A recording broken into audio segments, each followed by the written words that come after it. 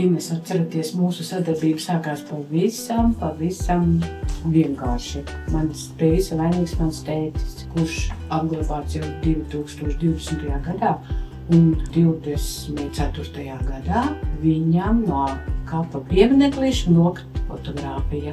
Un es nācu pie jums ar lūgumu, vai nevarētu šo fotogrāfiju pielīmēt atpakaļ pie piemineklīša. Bet jūs mums uzbūrāt tādu ainiņu, ka var šo te kapiņu pārvērst par kaut ko tādu, ka mums vispār pēc tam vairs nebija ko teikt. Valoda bija zudus, cik tas viss bija skaisti un bezgalīgi mīļi.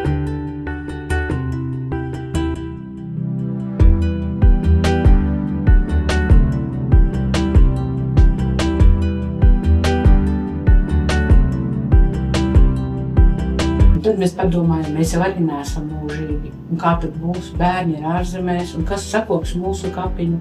Un tad jūs piedāvājāt fantastisku, tik mīļu un tik neparasti vienkāršu, bet tai pašā laikā tik modernu kapiņu iekārtojumu, ka mēs bijām vienkārši sajūsmā.